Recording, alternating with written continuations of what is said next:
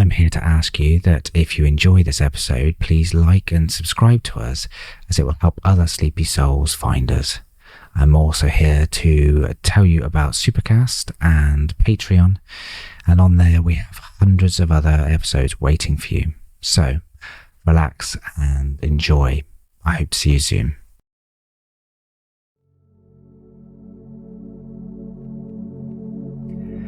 Welcome back, Sleepy Owls. This is Sleepbound Nights, and tonight is episode 22 of The Toastmaker by Eliza Hartley, The Shortest Day.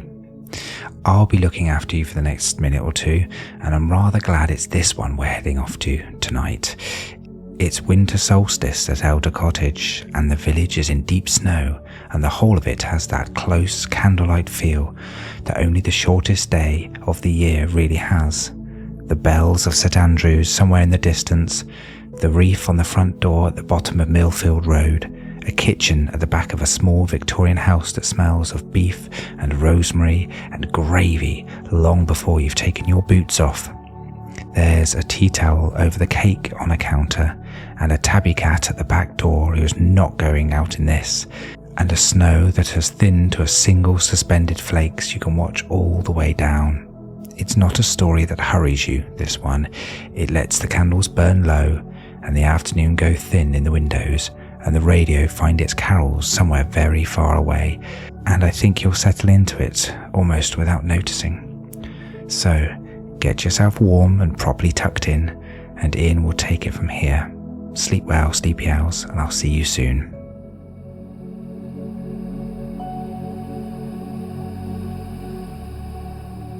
The shortest day. The snow had not stopped in the night. It had thinned to a finer, slower fall by morning.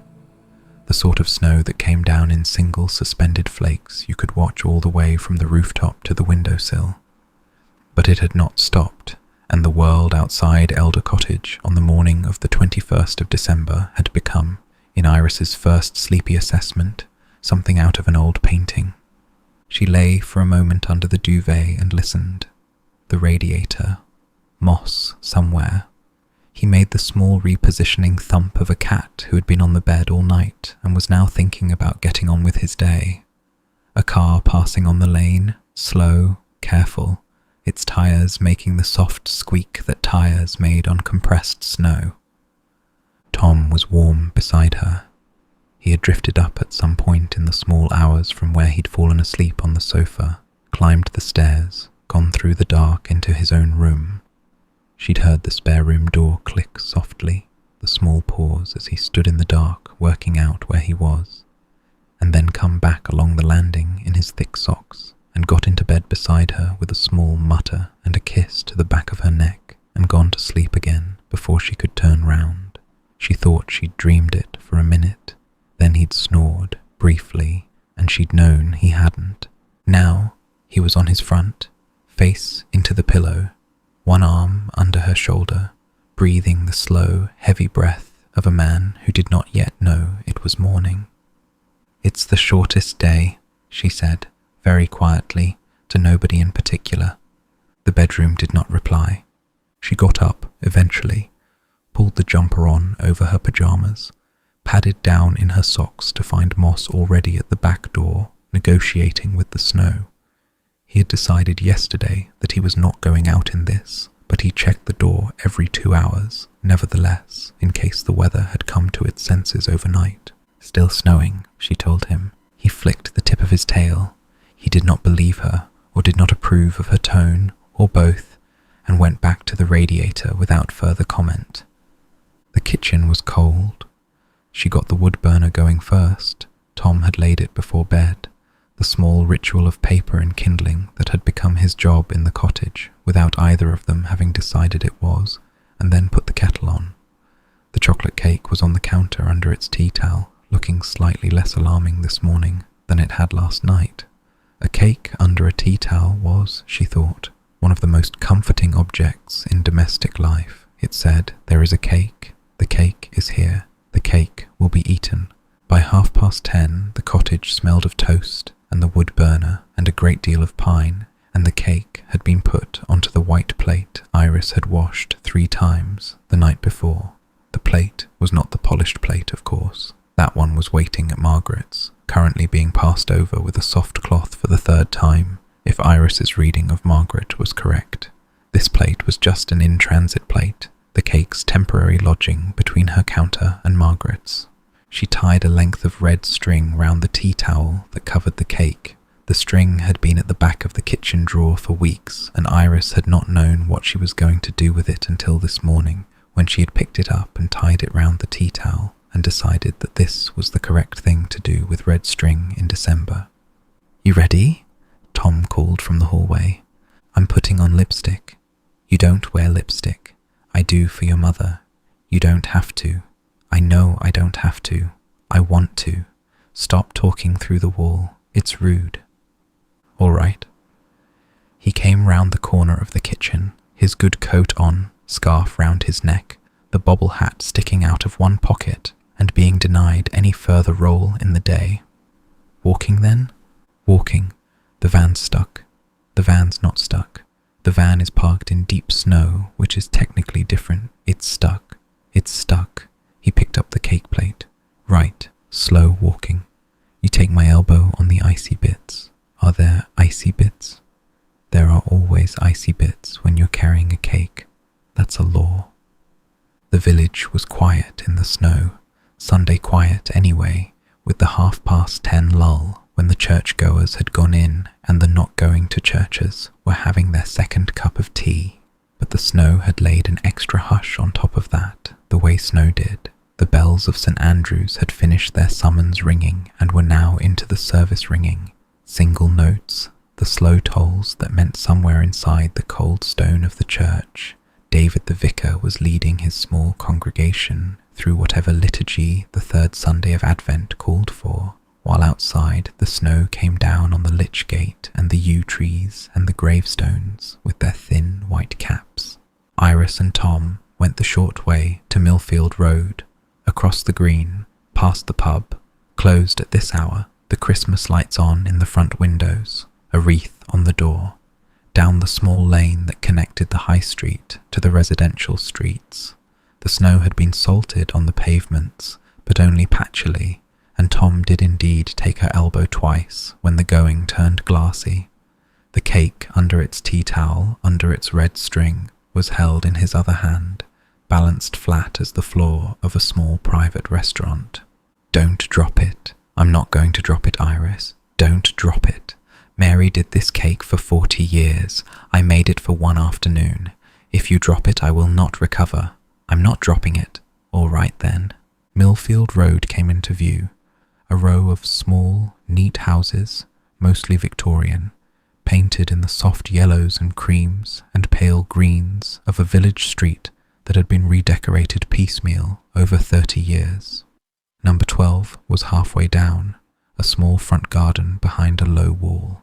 A path swept that morning, by the look of it, twice. There was a thin film of new snow on top of an obvious sweep, and a wreath on the front door that had not been there in the photos Tom had shown her on his phone. "She's done a new wreath. She does a new wreath every year. She makes it the second weekend of December. She doesn't trust the shop ones." "What's in it?" "Holly, ivy, a bit of yew, a pine cone she's been holding on to since November because she found one she liked, some red ribbon, a small wooden robin that she bought in a charity shop in 1996 and that goes on every wreath she's ever made." "I thought you said she'd be too tired with the cold." "Mum's cold is selective. It doesn't interfere with wreaths." The bell of the front door was an old brass twist bell with a chain pull. Iris had not seen a bell like it since her grandmother had died. She gave it a small, dignified turn, and it produced, from somewhere deep in the house, the tin clang of an old-fashioned shopkeeper's announcement, and a voice, Margaret, shouted, "It's open! Come in! Don't stand on the step!" They came in. The hallway of number 12 was narrow and warm and smelt, even from the door, of beef and rosemary and gravy, and the faint sweet undernote of something that was either parsnips or carrots being roasted in honey, and behind all of it the smaller domestic smells, wood polish, the wax candle in the holder on the side table, the dry green smell of the wreath catching the warm air and giving up its pine. "Boots off," Margaret shouted from the kitchen at the back. "We know, Mum." "Iris doesn't know." "I know," Iris called back. "I'm doing them." "Good girl." They got their boots off. Tom hung his coat. Iris hung hers. There were already 2 coats on the hooks she didn't recognize, one belonging to a wax-jacketed visitor who had apparently arrived already, and one that she realized, after a second, was Mr Pritchard's good coat. The Russian hat from 1974 was on the hook above it, looking slightly damp. "He's here already," Tom murmured. "He's keen. He's an old man at a beef lunch in deep snow. He's not keen. He's organized." The kitchen, when they came round the corner, was the kitchen Iris had been in once before and remembered in detail. The cream cabinets, the black and white tiled floor, the kitchen clock above the door that did its small steady tick, the kitchen door frame with Tom's hide marks, the deep ceramic sink, the window over the sink looking out at the small back garden, which today was a soft white field interrupted only by the bird table and the rotary clothesline, and the silhouette of a robin on the fence post who had decided to put up with the weather for the duration, and Margaret.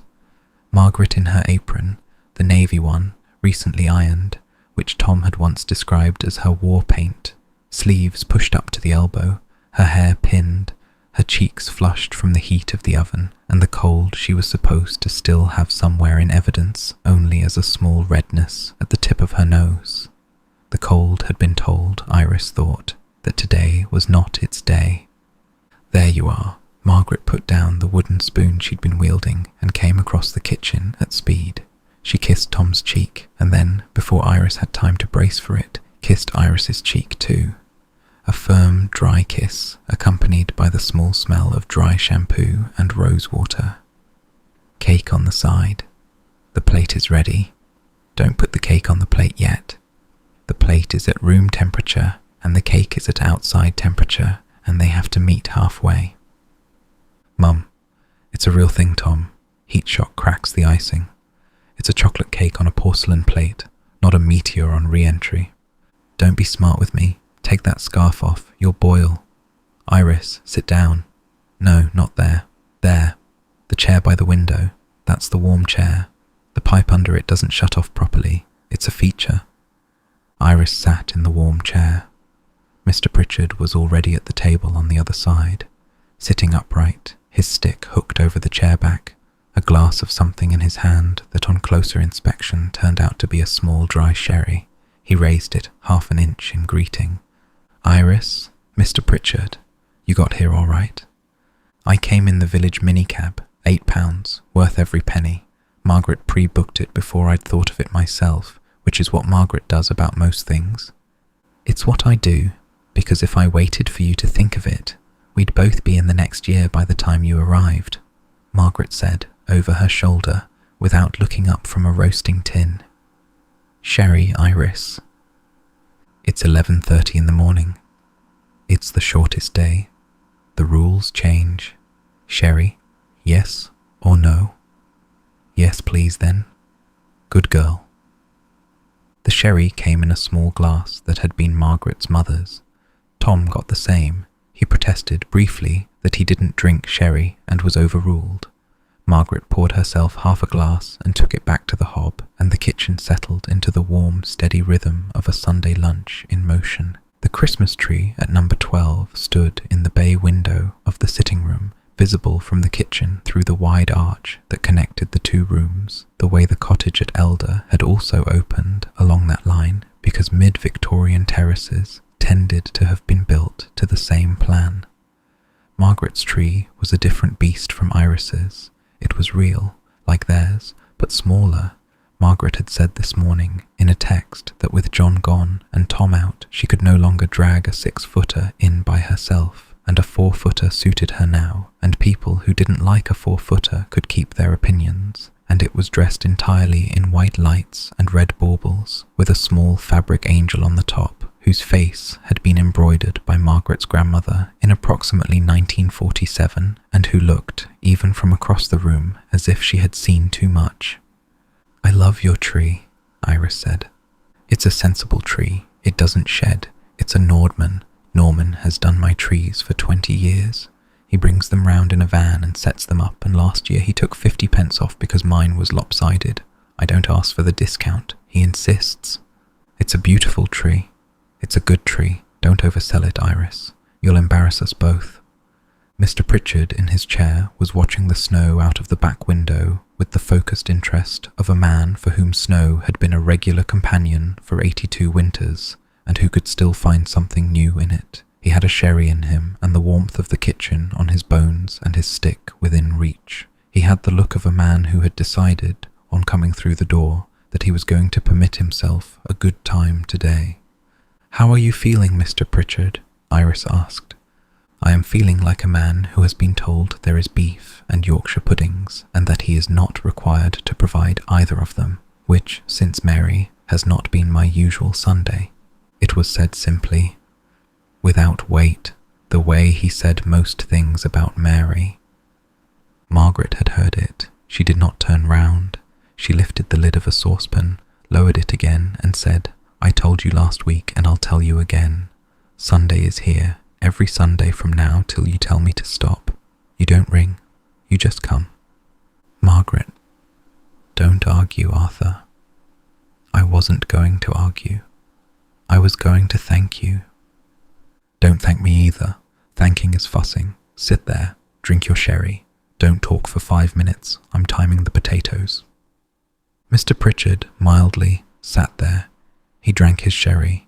He did not talk for 5 minutes. By his watch and Margaret's clock, both. Tom and Iris caught each other's eye across the kitchen and didn't comment.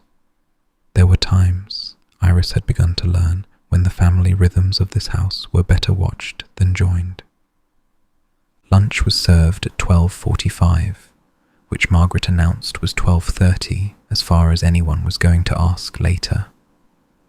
The beef had come out of the oven and rested. The Yorkshire puddings had risen to the height of small hats and were now sitting on a wire rack going crisp. The potatoes were the brown of polished antiques. The parsnips had been roasted with honey and a little mustard. The gravy was in a small jug that Tom carried through to the dining table on the other side of the arch with the gravity of an altar boy. The dining table was laid for 4, cream cloth, Margaret's mother's silver, polished, a small low arrangement of holly and white roses in the middle, bought from the florist in Greater Darlow on Friday, Margaret said, before the snow, because she'd had a feeling, and 3 of those small glass candle holders with red candles in them, lit, throwing small jumps of gold light onto the silver and the cloth and the faces of everyone leaning in.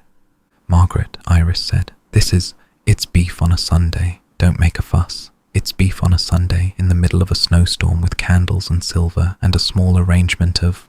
It's the shortest day, Iris. There's a tradition. You light candles. You eat well. You drink a small amount of something. You don't complain about the weather. You go to bed early. The Romans did it, and the Anglo-Saxons did it, and we do it. I'm not having anybody at this table eating beef under a strip light. It would be a personal failure. Yes, Margaret. Sit down. Arthur, you're on my left. Tom on my right. Iris opposite. I want to see your face when you taste the gravy. I've put something in it. Mum. Don't look at me like that, Tom. It's not that. It's a small spoon of marmalade. Yours, Iris. From the jar you gave me. Don't say anything until you've tasted it. They sat. Margaret carved. The beef came onto each plate in slices the colour of dark roses, pink at the middle, edge crisp with the dark gloss of meat that had been properly looked after. Yorkshire puddings went on, roast potatoes, parsnips, carrots, somehow not mentioned earlier, but there they were. Gravy, the marmalade spoon was tasted. Iris, when she tried it, made a small involuntary sound. It's perfect. I told you. Margaret, it's perfect. It's the... I know. Tom, eat. Arthur, eat. We can compliment the food at the same time as eating it. We're not in a Jane Austen. They ate. Margaret, having got everybody else going, ate too, with the swift, efficient method of a woman who had cooked for 2 hours and intended to enjoy it before it got cold. Mr. Pritchard, opposite Iris, took his time. He ate Yorkshire pudding first, then beef, then a forkful of potato. He chewed each thing as if it might be the last beef Sunday lunch he was ever invited to, and intended to remember it accurately for the report. Margaret, yes. This beef, yes. This beef is better than the beef you did for Tom's 21st. Arthur Pritchard. It's better than the beef, I'm telling you. I remember the beef at Tom's 21st. It was a very good beef. This one's better. That's the highest compliment that's been paid to me in this house since 1996. It's not flattery. It's accuracy. Don't ruin it, Arthur. I won't ruin it. He ate another forkful. I'll just enjoy it instead. The conversation, over lunch, did the thing that good Sunday lunches did, which was to wander. They started with the snow. What depth, what record, when the lane had last been like this. 1996, Margaret said. 1962, said Mr. Pritchard, but he had been 20-something and had not been at this address. 2010, said Tom, which Margaret denied, and then moved on to the bakery, and then to Sandra's ceramic baubles, of which Margaret had received one, toast, apparently, though Iris hadn't yet asked what was on it because she suspected she'd find out at Christmas, and then to Mrs. Henderson's new high-vis vest, which she had been seen in by the church at 8:15 this morning, organising the carol service for Wednesday night, and then to the carol service itself, and Helen Marsh's promised chocolate orange cake for it. She told me at the bakery on Friday, Margaret said. She said, I shall do the same one, Margaret, but bigger. She's a piece of work, that woman. I admire her. You don't usually admire incomers. Don't say incomers, Tom. You sound like Mrs. Patterson. I admire Helen Marsh because she runs a B&B on her own and bakes a chocolate orange cake that would shame me, and she doesn't show off about any of it. The not showing off is what gets me. I'd show off. You would. I would. I am at this moment showing off. This is showing off. She gestured at the candles, the silver, the small arrangement of holly. I make no apology. Iris is in my house and I want her to like it. I like it, Iris said. I know you do. Don't say it as if it surprises you. Eat your parsnip. Iris ate her parsnip. Mr. Pritchard, on Margaret's left, was halfway through his second Yorkshire pudding. He had not spoken for some minutes, and Iris glanced across at him and saw, with a small painful clarity, that he was eating very slowly because something behind his face was happening. He had paused over his fork, his knife loose in his other hand, looking at the small holly arrangement in the middle of the table. Arthur, Margaret had seen it too. Sorry, Margaret. I was thinking about your mother. My mother? Your mother used to put holly on the table for Sunday lunch in December. Same arrangement, tied with red wire. Did Mary ever tell you that? Mary told me your mother and Mary used to argue about whether you tied it with wire or with cotton. That sounds about right. He set the knife down. Mary said cotton, I said wire. We never resolved it.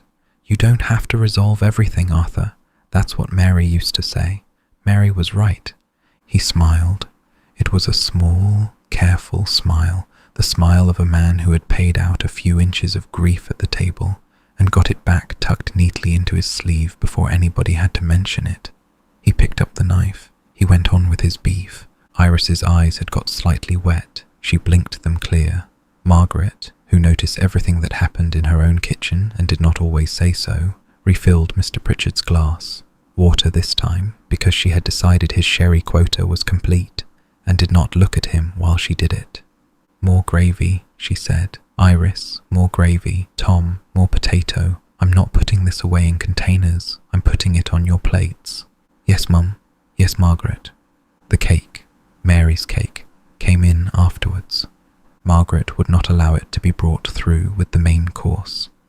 It had been sitting on the side under its tea towel and its red string for 40 minutes by then, acclimatizing to room temperature as instructed, and Margaret had got up from the table at the end of beef and gone through to the kitchen by herself. and Iris had heard the slight clink of porcelain and the soft tear of the string being untied, and then a long pause during which she had imagined Margaret standing over the cake and weighing it, weighing her own polished plate, doing whatever needed to be done.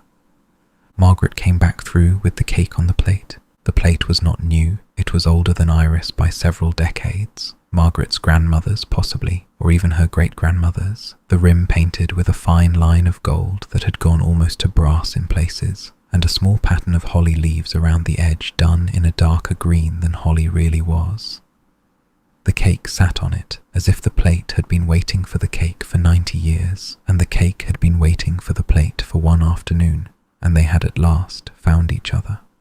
Margaret put the plate down on the table, set the cake knife, silver, sharpened that morning, monogrammed faintly with an A, beside it, sat down. "Right," she said. "Now, cake." Tom said, "Mum, sit down a minute first." "I am sat down. I mean, before you cut it. I want to say one thing." "Oh, Tom, I want to say one thing." "All right, say it, but quickly, because if I don't cut this cake within 5 minutes, I'm going to lose my nerve and we'll all be staring at it for Boxing Day." Tom looked at the cake, then at his mother, then briefly down at his hands, the way he did when he was about to say something he didn't trust himself to say at length. "It's Mary's chocolate cake, from her box, the emergency recipe. Iris made it Friday. I know all of that. Sandra had it relayed by 2:30. I know you know, I'm saying it anyway. Mary made this cake for 40 years. Mr Pritchard ate a slice of it every time he had a hard day. Mary wrote on the card that it was for when the world was too much, and you needed something that didn't ask questions. Iris made it Friday, and gave a slice to Rose, and to Emily, and to Mr Pritchard, and to me, and now to you. So it's gone 5 places in 4 days, that's a lot of people. That's a lot of people, Tom, and Mary would have wanted you to have a slice.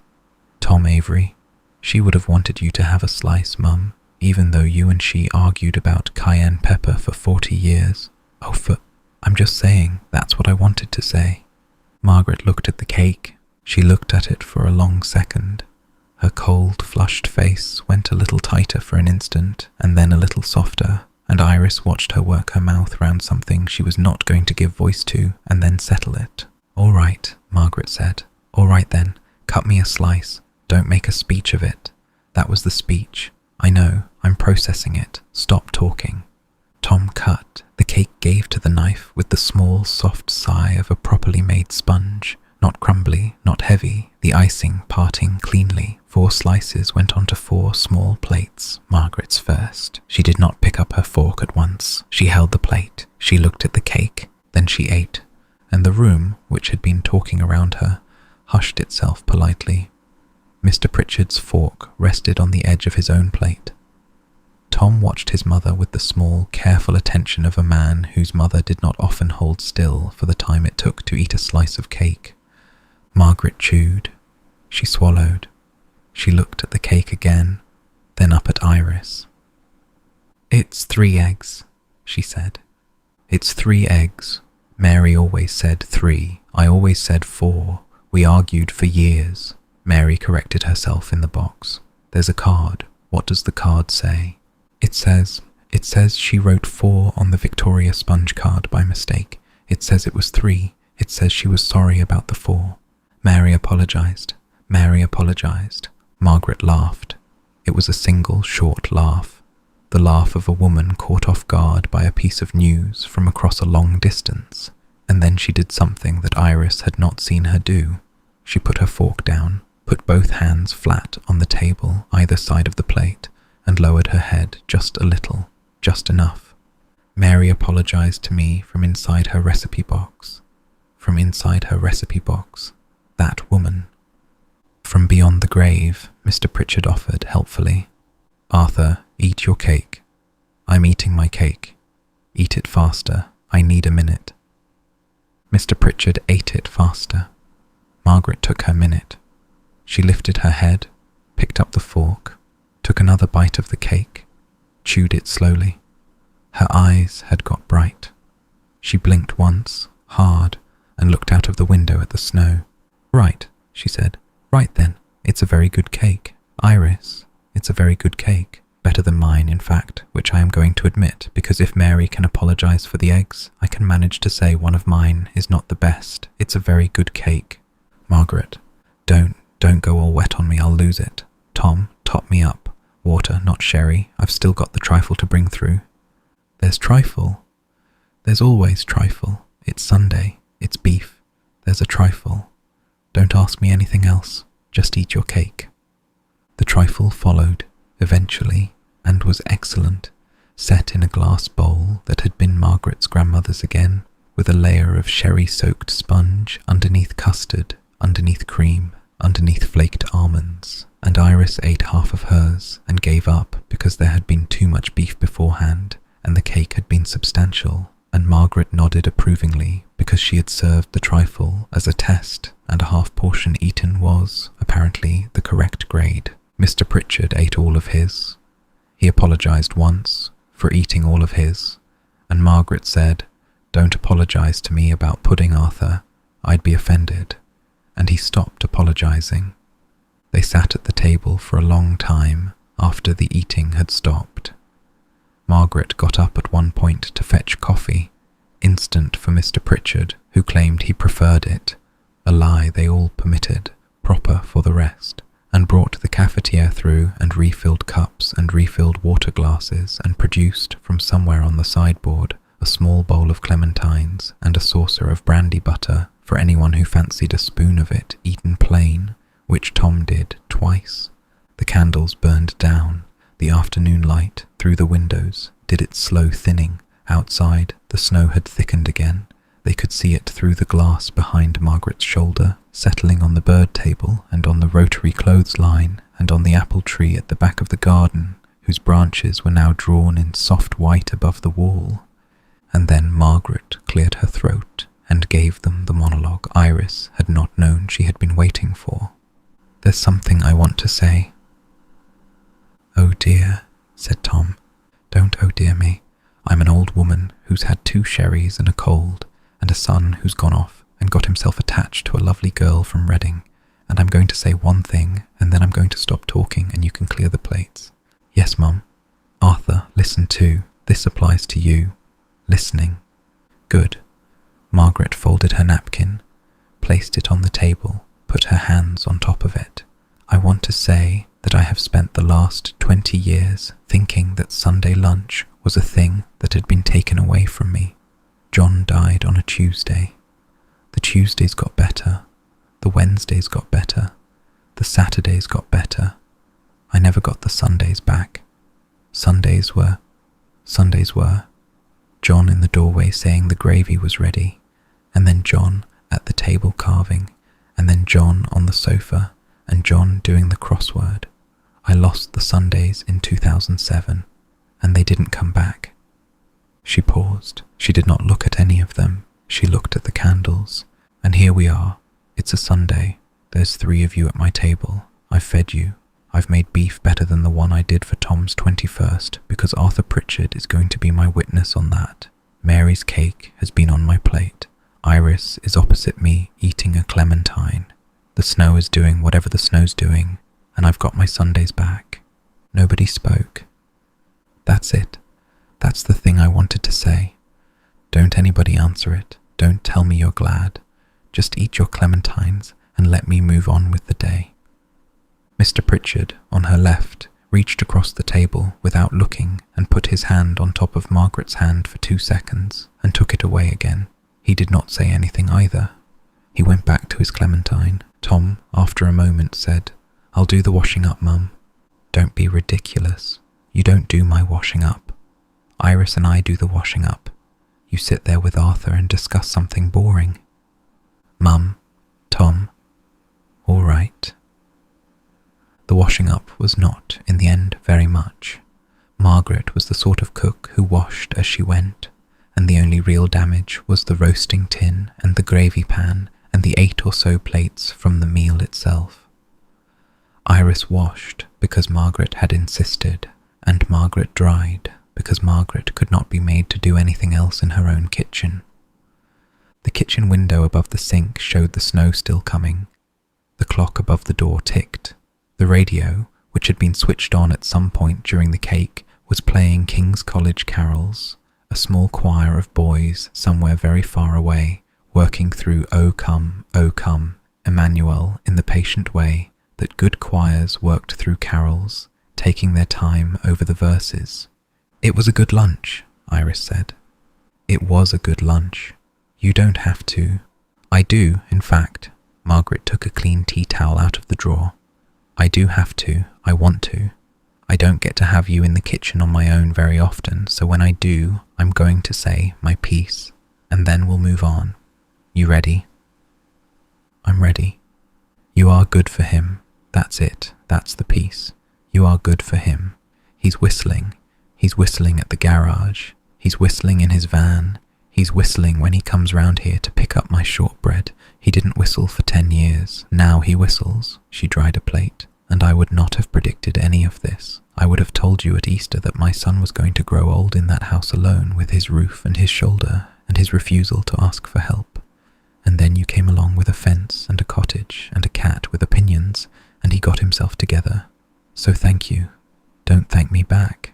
Just keep doing what you're doing." "Margaret, don't make it a thing." "I wasn't going to make it a thing." "Yes, you were. I can see your face." Margaret dried another plate. "You can hug me if you must, but just the once. I'm a wet dish towel today." Iris hugged her just the once. Margaret smelled of her perfume and her cooking and the dry shampoo and the wool of the cardigan under the apron, and she returned the hug with a single firm squeeze that Iris would remember. "All right," Margaret said. "Move on. We've got coffee to refill." "Right. And there's a tin of mince pies you're taking home with you because I made 40, and Tom has had 3. 40? I had a cold, and I was bored. Move on." They left at 3:20.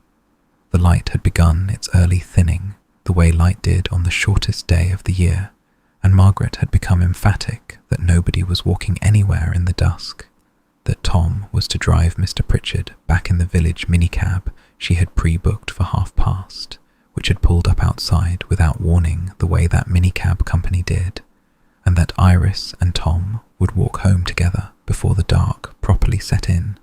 "Wednesday," Margaret said on the doorstep. "Christmas Eve service, 7 o'clock. You're sitting with me. I've already saved the pew. Iris, wear the navy." "How do you know I have navy?"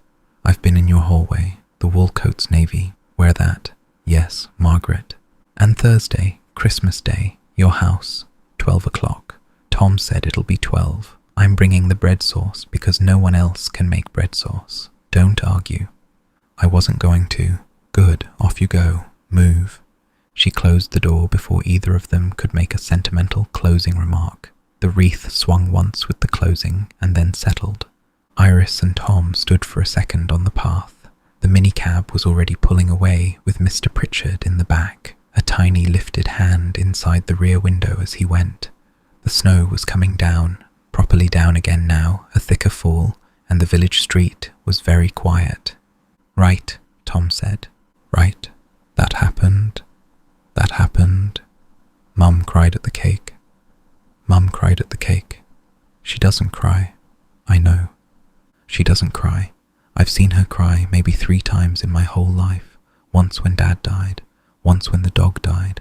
Once at Casualty in 2006 when the woman with the hat had her storyline finished. I'm honoured to be in that company. You're in some company there, Iris. You're up against Dad and a Labrador and Margaret's favourite character actress. I'll take it. They walked home through the snow with the tin of mince pies in Iris's pocket and Tom's gloved hand in hers, which surprised her. Tom did not often take her hand in public, not because he was shy of it exactly, but because his hands tended to be holding things, and the dusk came down on them in the gentle stages that dusk did when the snow was still falling. The street lamps had come on early. Each one had its small halo of white falling flakes against its yellow light. Christmas trees in front windows showed through curtains, Mrs. Patterson's with the gold lights, the Brennans with the multicolour, one or two unidentified ones with the careful, single-colour, tasteful arrangements that Mrs. Henderson approved of and the rest of the village ignored. The bakery was shut but had its lights on through its small glass door, the window decorated with felt holly and Sandra's small ceramic baubles arranged on a tray. The post office was shut, the pub had reopened, the warm orange of its windows visible across the green, and was already doing its Sunday early evening trade, with 3 figures inside that even at this distance Iris could pick out as Lorna and Mrs. Dawkins and somebody she didn't recognise. "Pub?" Tom said. "No." "All right. Home. Home." The lane up to Elder Cottage was the deep part. There had been some attempt earlier to clear it that had failed under the new fall, and they had to walk in the single ploughed groove down the centre, single file for the worst stretch until they came up the bend and the cottage came into view. The fairy lights were already on. They had come on at 3:30 because the timer had been correct, and as Iris and Tom rounded the corner, they saw the small gold line of them along the fence in the falling snow and the warm yellow of the kitchen light Tom had left on at the back, and the soft glow through the sitting room window where the Christmas tree stood in its corner with all of John Avery's old bulbs at full brightness. Tom had left those on too, on purpose, because he had said this morning, "The tree wants to be on when you come home to it, not switched off in the dark." It was the kind of small, unimportant kindness that Iris suspected she was going to remember the rest of her life. Inside, the cottage was warm and smelt of the pine of the tree and the woody smell of the burner Tom had banked at lunchtime and the faint background of the morning's toast. Moss was on the back of the sofa and stood up the moment the door opened, ears forward, the indignation of a cat who had been left at home for nearly 5 hours and required immediate evidence that this was not going to become a habit. Moss. He's furious. He's furious, and he's also pleased, and he's also pretending not to be either. He's a complex animal. Tom went straight to the wood burner, opened the door, woke it up with the bellows in the way he had, and within a few minutes the small bright fire had taken on its evening shape, orange and even, the kind of fire that would do for the evening with 1 or 2 further interventions. Iris put the mince pies on the kitchen counter, took her coat off, looked at the kettle, decided no tea, decided yes tea, switched it on. The clock said 4:15. The light outside had gone from dusk to proper dark in the half hour since they'd left Margaret's. Sunday had run its course. The shortest day was nearly done. Mary's cake reached Mum, Tom said from the sofa. It did. Mum cried at the cake. You've said that 4 times now. I'm processing. Give me a minute. Take your minute. He took his minute. He sat on the sofa with his elbows on his knees, hands clasped together, looking at the wood burner. Moss climbed up beside him eventually and butted his head into Tom's hip until Tom remembered to put a hand down to be sat upon, and that was the cat's evening business settled. Iris made the tea anyway. 2 scoops, brought it through, sat down beside him.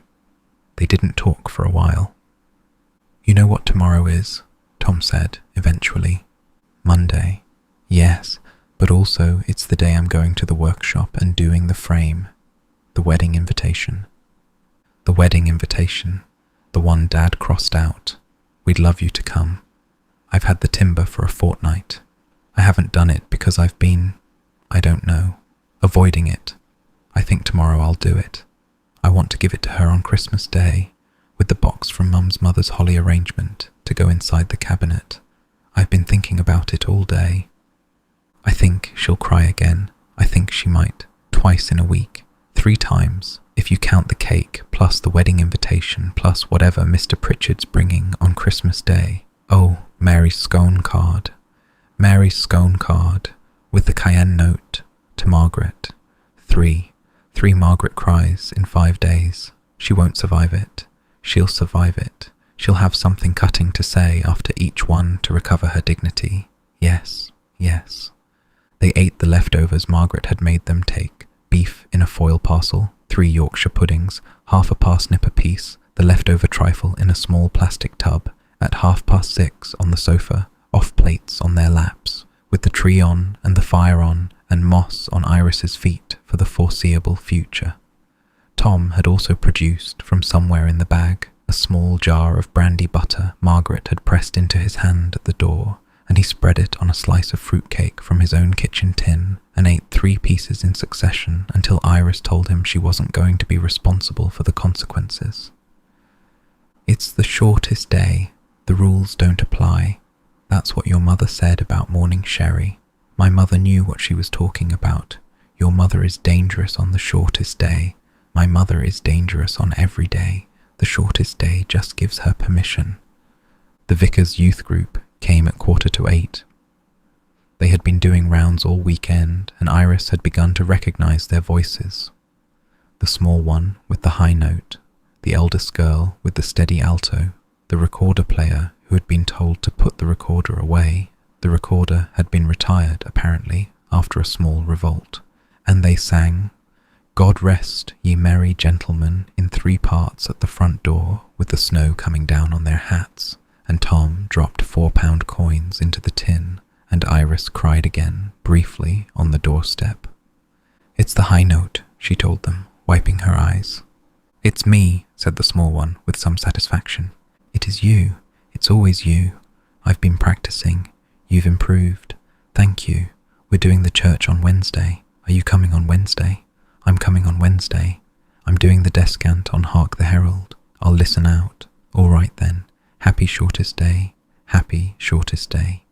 They trooped off into the snow. The front door closed. The cold air dissipated. Tom, standing behind her in the hall, said, "Happy shortest day?" They're getting good at this. The fire had got to its evening best by 9:30. Outside, the snow had finally tapered off.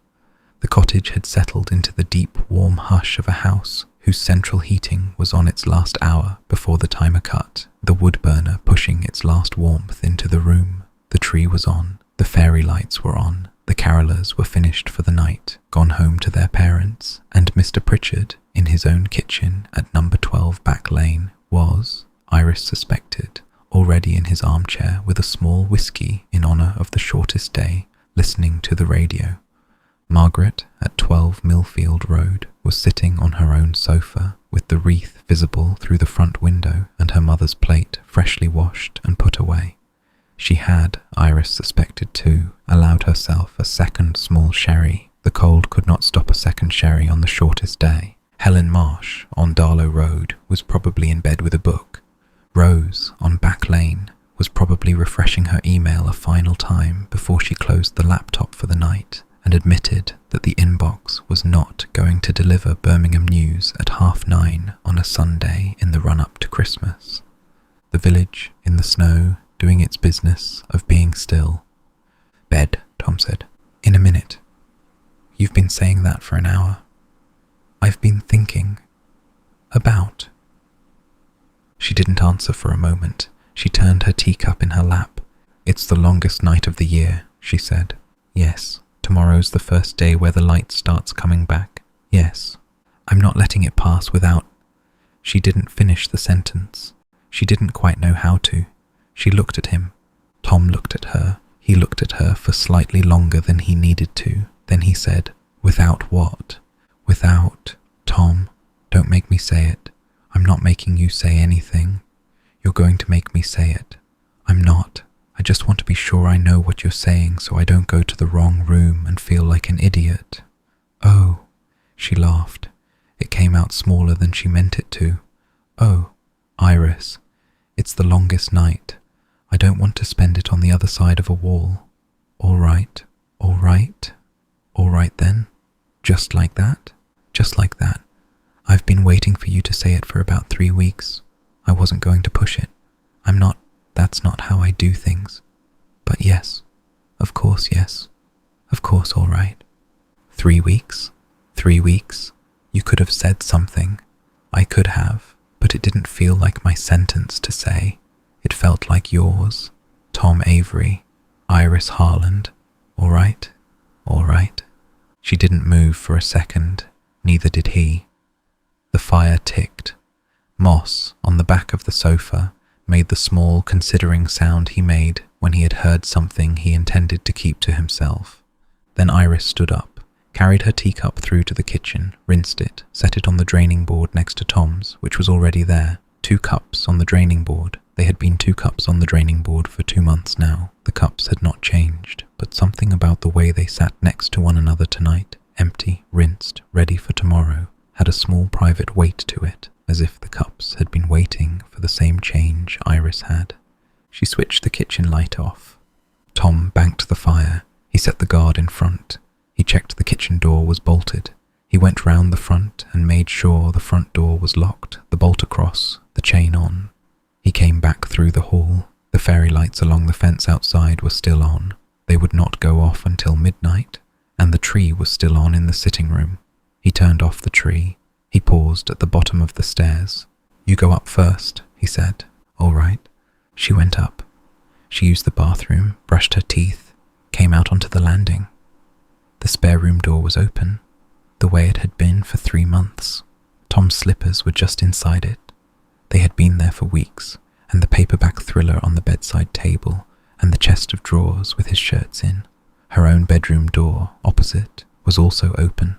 She didn't pause this time the way she had thought she might. She went into her room, pulled the curtains, switched on the bedside lamp on her side, switched on the bedside lamp on the other side, the side that had been empty for 43 years and had spent November and December as a flat surface for things that didn't yet have homes.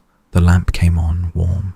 She moved the small pile of post and an empty water glass and a hairband off the bedside table and put them on the chest of drawers. The table was bare now. It looked like a bedside table. Then she got into her bed. She heard Tom upstairs. The bathroom tap. The clean, small sound of him brushing his teeth. The bathroom light going off. The landing creak. The pause she had braced herself for. The small, involuntary moment when years of habit would assert itself, and his feet might go on toward the spare room out of pure muscle memory. But he had been telling the truth. He didn't pause at all. He came straight to her door. He stood there a second. "Hi," he said. "Hi. This side?" He nodded at the lamp. "That side." "All right." He came in, closed the door behind him. Moss came in too, in the small slot of cat between the closing door and the door jamb. Moss had been listening from the landing and had been very firm that he was going to be included in this development, and went directly to the foot of the bed and turned 3 times and settled, as if he had decided in advance which corner of the duvet was going to be his, and was now going to take possession of it without consultation. Tom got into bed. The mattress took his weight on the other side. The pillow on his side held him for the first time. He switched off his lamp. She switched off hers. The room went to the muted blue-grey of a curtained bedroom in a snow-lit village in late December, a small angle of golden fence light coming in through the gap in the curtain, the radiator settling. "Hi," he said again, softer. "Hi. This is all right, isn't it?" "It's very all right. I was a bit nervous coming up the stairs. Were you?" "Yes. Why?" "Because, I don't know. Because it's a thing. Because it's a thing that hadn't quite been said. Because I didn't want to get it wrong." "You didn't get it wrong." "All right then. All right then." Moss made a small, contented noise. Outside somewhere, the church clock did the half-hour. It was 10:30. The fairy lights on the fence would burn until midnight. The wood burner downstairs would tick its way down to red ash by morning. The snow on the lane would settle through the night and be unspoiled tomorrow morning by the boots of either of them, because they would not need to go anywhere first thing. "It's the shortest day," Iris said. "It's the shortest day. Tomorrow the light starts coming back. A minute a day, roughly. By February you start to feel it. By March it's a different country. You sound like a farmer. I sound like a man who has lived through about 40 Decembers. I've lived through 43 Decembers. You've lived through 42 Decembers in the wrong places. This is your first proper one. This is my first proper one. Welcome to it. Thank you." She turned in the dark and put her hand on his chest, the wool of the t-shirt he slept in, the warmth of him underneath, She felt the slow, steady beat of his heart under her palm, the heart of a man who had not panicked about his mother crying at a cake, who had not panicked about a small bedroom realignment on the longest night of the year, who had not panicked about any of it because he had been quietly waiting at the bottom of the stairs for 3 weeks for her to be ready. Tom. Christmas is on Thursday. Christmas is on Thursday. We've got Christmas Eve service Wednesday. We've got Christmas Eve service Wednesday. And Helen's chocolate orange cake. And Helen's chocolate orange cake. And the cheese scones I have to make Tuesday. Yes. And Mr Pritchard's coming Thursday. Yes. And your mother's bringing the bread sauce. Yes. And the wedding invitation in its frame. Yes. And the cayenne card for your mother. Yes. And the second wooden star, eventually, by next year. Eventually. By next year. Tom. Yes. That's a lot of things still to come. It's a lot of things. Good. Good. She closed her eyes.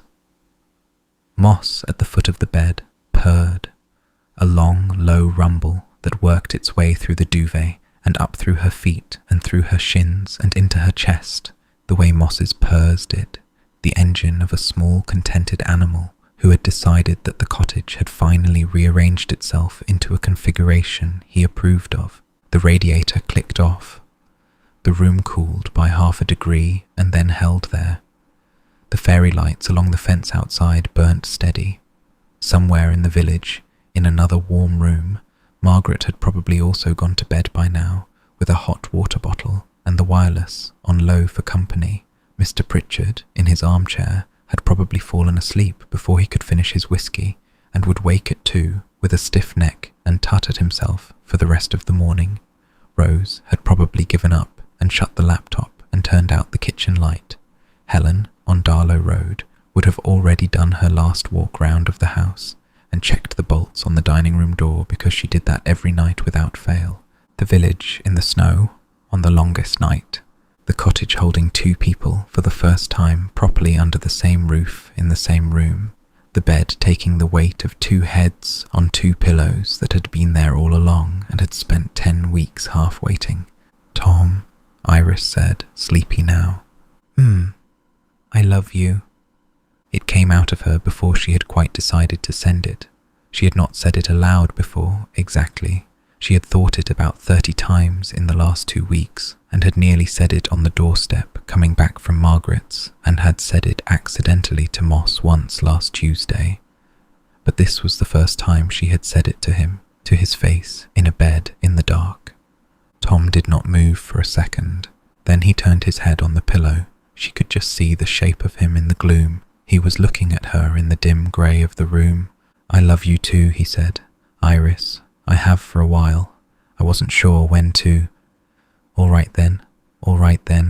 Don't make a speech. I wasn't going to make a speech. That was the speech.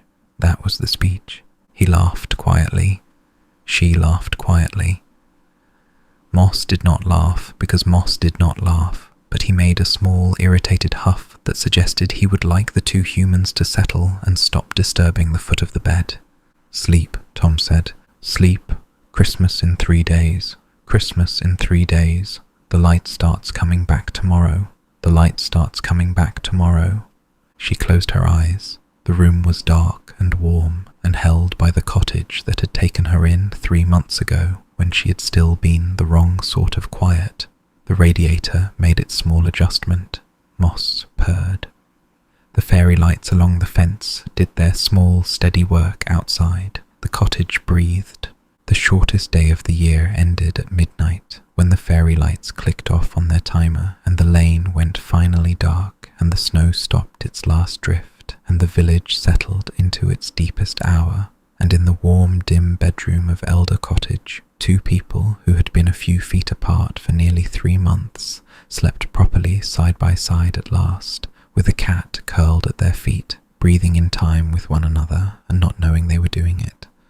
Tomorrow there would be a workshop and a frame, cheese scones with cayenne, Christmas Eve service, Wednesday with Helen's cake, and the youth group's descant, Christmas Day with Margaret's bread sauce, and Mr Pritchard at the table for the first time as the man without Mary, and a wedding invitation in a frame, and Mary's last hidden card opened at last with an audience, and a small wooden star to think about for next year. Tomorrow there would be all of that. Tonight there was just the bed, the two of them, the cat, the fence light going off, the longest night turning by a minute or two into the first morning of the year that was a fraction longer than the one before it. The light, as Tom had said, starting to come back,